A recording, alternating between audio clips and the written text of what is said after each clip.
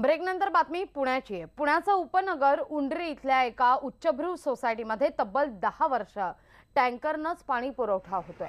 या सोसायटीत 400 row house आहेत, बंगले आहेत, साधारणतः 1000 लोकांची वस्ती आहे आणि ही सोसायटी रोजच टँकरला या ठिकाणी बोलावणा करते आणि त्याचाच निषेध म्हणून आता सोसायटीवाल्यांनी नो वॉटर नो वोट असे फ्लेक्स लावून आंदोलन पुकारलंय।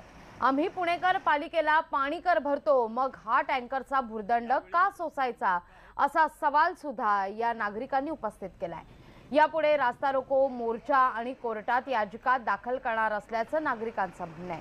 विधानसभेला हडपसर, लोकसभेला शिरूर आणि महापालिकेला पुणे असं त्रांगडं असल्यानं सोसायटीला कुणीही वाली उरलेलं नाहीये। उन्हाच्या झळा सुरू झालेल्या आहेत, तसं पाण्याचं दुर्भिक्ष देखील वाढू लागलेलं आहे आणि पुण्यासारखं जे शहर आहे तिथं सुद्धा पाण्याची जी टंचाई आहे ती आता जाणवू लागलेली आहे। आपण एका उंडरी पिसोळी हा जो भाग आहे तिथल्या एका सोसायटीमध्ये आहोत।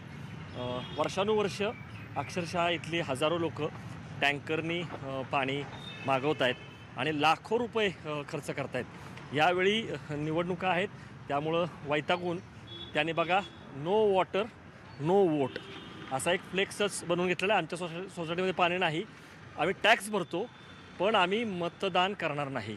तांत्रिकदृष्ट्या हा जो भाग आहे हा शिरूर लोकसभा मतदारसंघ म्हणजे त्याच्या अंतर्गत येणारा जो हडपसर विधानसभा मतदारसंघ आहे तिथं आहे, परंतु पुणे महापालिकेमध्ये समाविष्ट भाग आहे।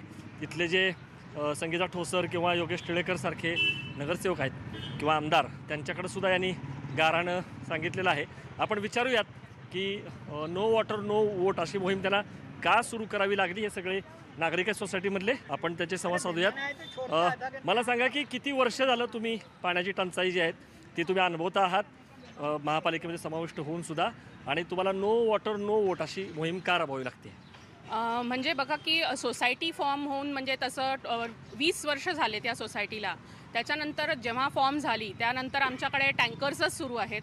म्हणजे आधी बिल्डरनी प्रोव्हाइड केले होते, त्याच्यानंतर मग आम्हीच म्हणजे सोसायटी मॅनेजमेंट हे सगळं करते आणि आम्हाला अक्षरशः लाखांनी म्हणजे किती टँकर तुम्हाला रोज साधारणतः किती खर्च आहे? म्हणजे आमच्या याला 21 टैंकर रोज लगता है। हम लोगों को टैंकर्स के पानी जो आते हैं रेगुलर, और जैसे ही समर सीजन चालू होता है वो ऑटोमेटिक उसके नंबर्स कम हो जाते हैं, जिसकी वजह से जो हमारा जो एवरीडे का एक्टिविटी है पानी से रिलेटेड जितने भी काम होते हैं वो सारी चीज़ें अफेक्टेड होती हैं। असं वाटतं की आम्ही आता चाळीतच राहायला आलो आहे, त्यामुळं आणि हार्ड वॉटरनी सगळं वस्तू खराब होतात आणि वेळेवर पाणी आणि शिवाय पिण्यासाठी वेगळं पाणी विकत घ्यावं लागतं, तो खर्च